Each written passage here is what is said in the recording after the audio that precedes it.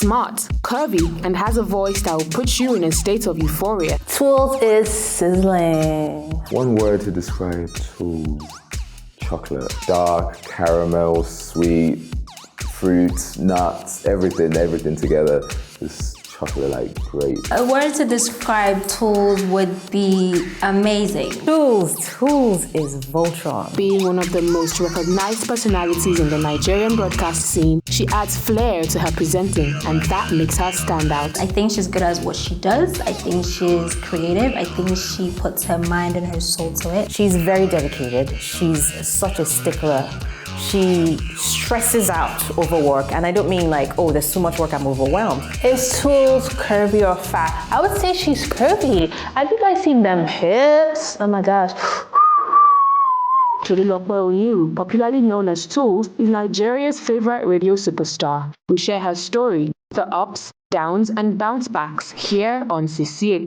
She's Toolz with the right toolbox, yes. That's what you call a boss lady. Yeah, she's a boss lady. EOSS, capital.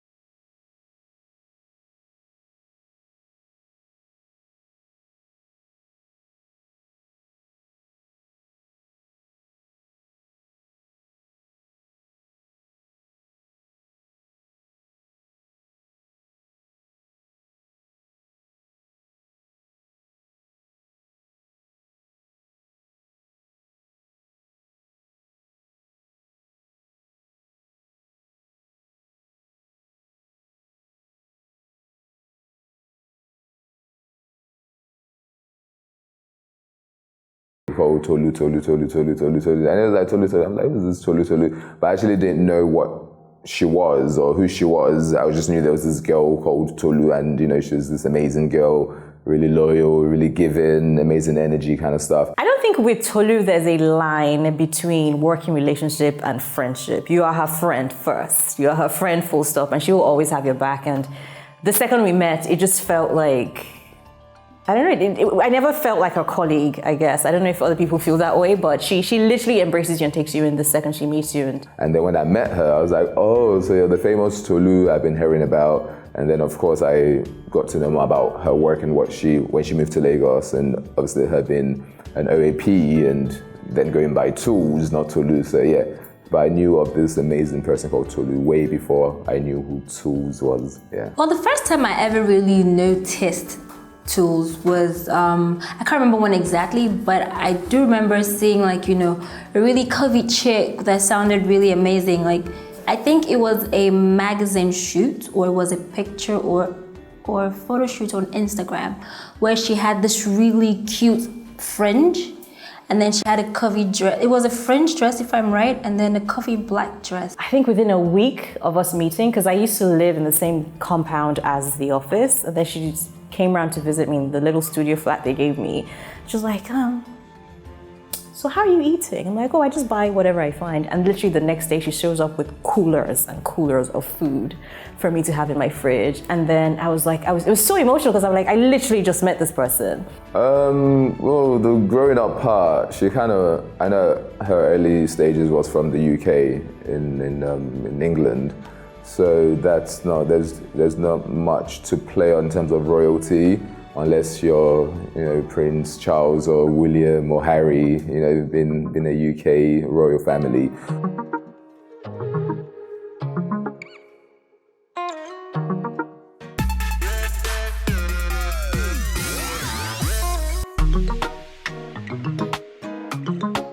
Toolz soon realized that working in the entertainment scene is what she wanted to do for a living after gaining media experience at MTV Europe and Walt Disney Pictures. Although not granting her father's wish of becoming a doctor or lawyer, she confirmed to getting the amount of support she needed from her parents after her career change. Well, her career, man, using the phrase that Wande Cole adopted, the first time he came to the studio to do voice drops and he saw her and he was like, Tolu Toolz with the tools, make the boys go ooh.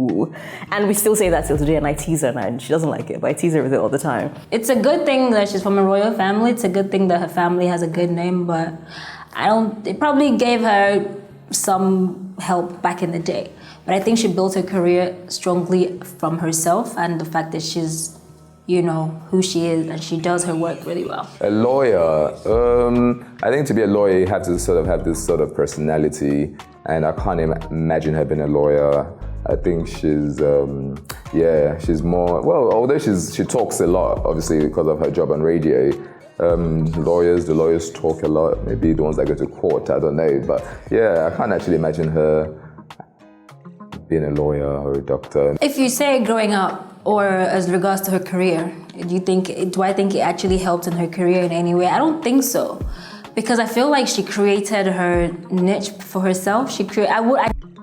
I would hardly even know that Toolz is from a royal family, if not that you say, oh, Toolz Oniru. Her career has grown not because she was Tolu Oniru, not because she is Mrs. Demire. Her career is what it is through sheer grit and just working and networking and building. I think being a royal is almost like a double-edged sword. In a way, it could have advanced her career, could have helped by the caliber of people she networked with, but it could also have been a hindrance as well because, when you're thinking about doing certain things, you have to think, okay, how am I being portrayed? How will I be portrayed? Should I do this? Would my family be okay with this?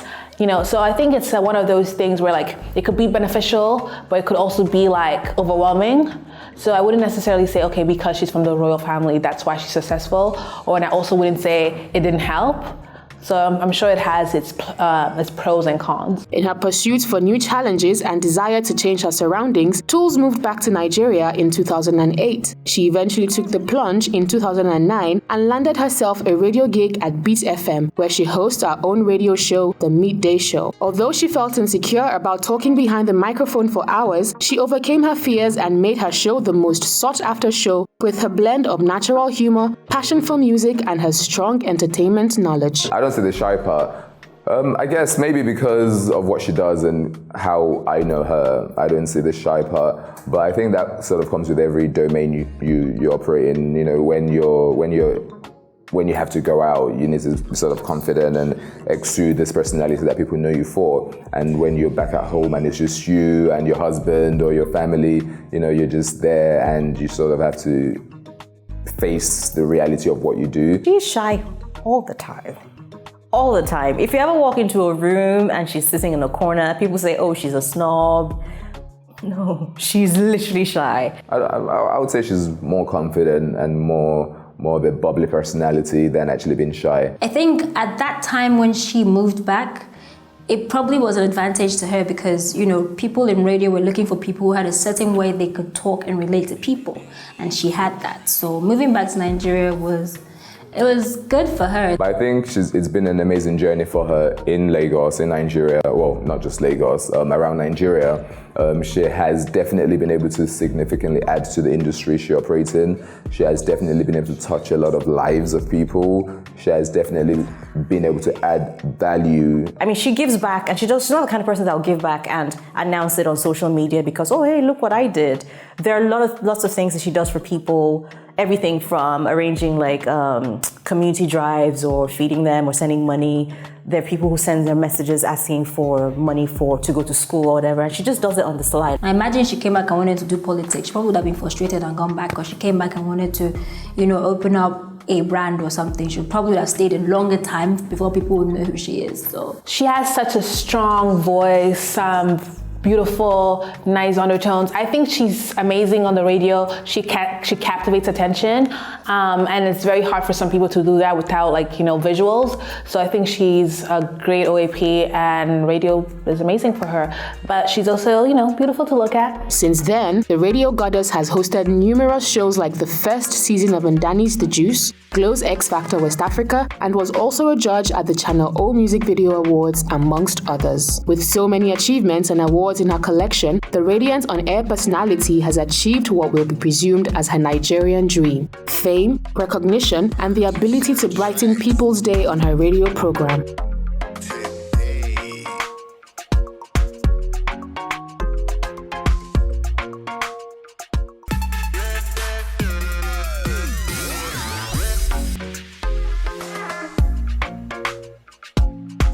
An interview with famous rapper Ice Prince gave the world a scoop about secret relationship with her pilot boyfriend Tunde Demure when he asked of him on an episode of The Juice. I remember one time listening to her on the radio, and she was like, "Oh yeah, thank you, sir." I think was it her birthday or something? And then she said, "You have been noticed. Thank you very much."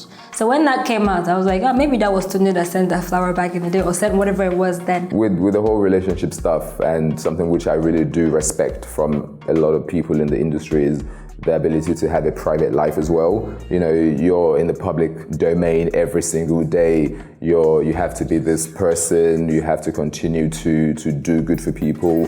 But a lot of people forget that you're a human being, especially being a celebrity in Nigeria. Someone like Toolz, a lot of people forget that, she's human and she has feelings as well. If I was in a relationship and a friend of mine knew, the first thing she would ask me, how are you? How is this person?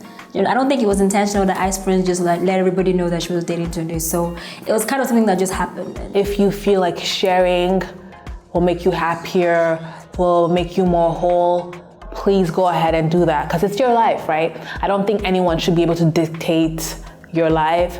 So if I feel like I should share, I will share. In 2015, Toolz and Tunde tied the knots, and their love story took the internet by storm after she revealed that their relationship started with just a tweet. The 2-year secret relationship became official with a proposal in Punta Cana and a luxurious diamond engagement ring from Tiffany Soleste. I think they are both such strong individuals in their fields that they could stand as a power couple. That's our own Jay-Z and Beyonce. Amid frequent miscarriage rumors, the OAP announced her pregnancy with a cute photo and caption on Instagram. Soon after, the internet celebrated the soon-to-be parent. Then came the heartbreaking speculations about the loss of her unborn baby. In an exclusive interview with Genevieve magazine, Toolz talks about her painful experience and how she is slowly moving on from the loss of her baby and depression. I was really excited when I saw her baby bump at Banky and Adesuwa's engagement wedding, and I was like, oh my god, Toolz, a mommy, because I have a thing for moms. I have a thing for babies. I have a baby blog and channel that is upcoming, so I'm always interested in women who are pregnant, babies, and growing up. So I was really excited for her. I'm like, that's a new mom to add to my list of moms to interview in the future, if you get what I mean. The love that she has inside of her, just to see that come back to her from friends who, her husband was amazing, her family members were amazing, and just to help her pull through it. And there were people criticizing her for not talking about what she went through. And why am I getting emotional? I'm sorry. Obviously, it's a very, very sad thing to have to go through as a human being, especially if you're the one who has to go through that experience. And, when I heard about it, of course, it was a very, very sad time for every person around her. And I mean, you just have to look up to your creator and let your questions be answered, and not to give up. Well, after a while, I'm like, wait, Toolz has been pregnant. What happened to the baby? Did she have a baby and we didn't know, she was in a secret relationship and didn't let anybody know? But I'm like, if you had a baby and you're in the media, no matter how secretive, the only thing, as secretive as you can be, is just not show your baby's face. But, we would definitely know you had a baby until the interview came out and I realized she had lost her kid. And then it's like, the part that I didn't like the most was the fact that people on Instagram don't know how to act. They don't know how, they always have a way of chatting a lot of shit. Like sometimes people feel that because you're a celebrity, they have a right to your story and your life, and they don't understand that there's a person underneath all of that. And what I'm doing at the end of the day is a job. In the same way you are a banker or a lawyer or a student or whatever, it's a job. The difference is you get to go home and go through whatever it is. Even the experience of carrying a baby, feeling it, going for the scan, being all excited about being a mom and then you lose your child. Even I, not having gone through that process or that experience, actually, I kind of feel like I shed a tear when I saw that because it was sad. I'm sure she's probably going to think twice before announcing another pregnancy, because those trolls can really get under your skin. I wish her well. I hope, she gets her sanity back, her wellness, because mental wellness, it's so important. Even if you're trying to avoid reading a blog post, there's some people that will still bring it under your attention, even though, you know what I mean? And so it's rough. Anyway.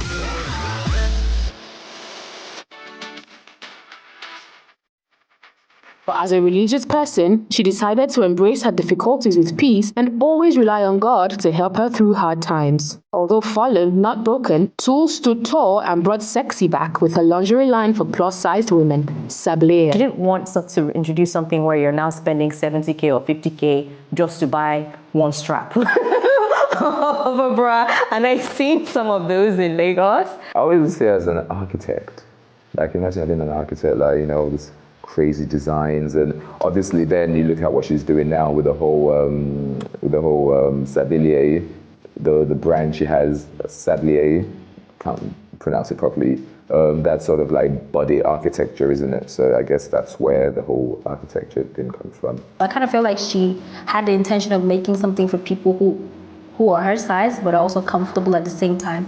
Because come on, everybody deserves to be sexy, right? So if she's gonna do that and do it right, why not? I saw some pictures, I saw videos when the campaign came out, and they looked pretty nice.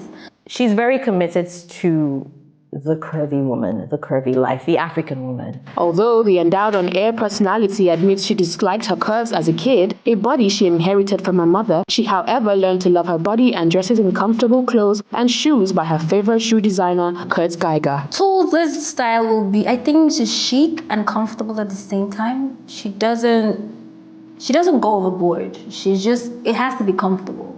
She's conservative, but also sexy at the same time. Give her anything shiny. Okay? If it's gold, if it's diamonds, she loves sequins, she loves it. One thing I love about Toolz is she's very, very, very confident with her body.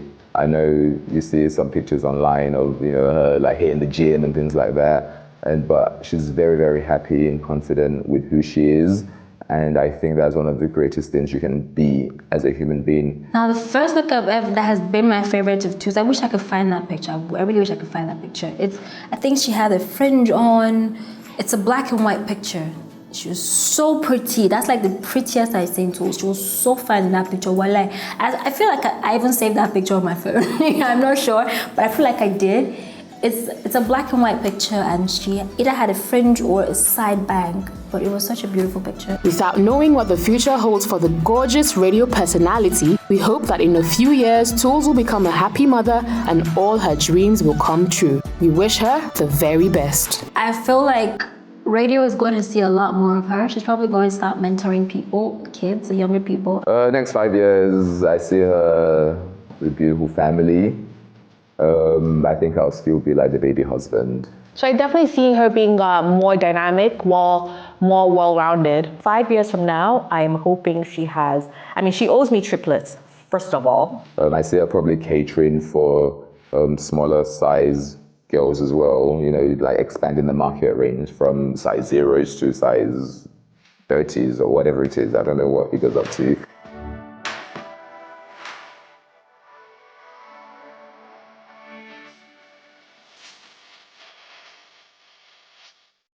She's a fantastic Sisi coach.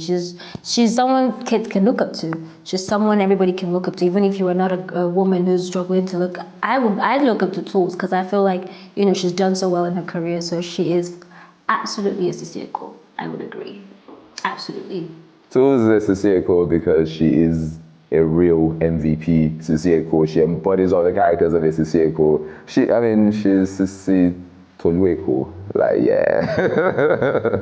And she's from Eko, so there you go. Sisi Oniru Eko. Toolz is a Sisi Echo because she's so fresh and she's so fine. And to me, every Sisi Echo is fresh and fine.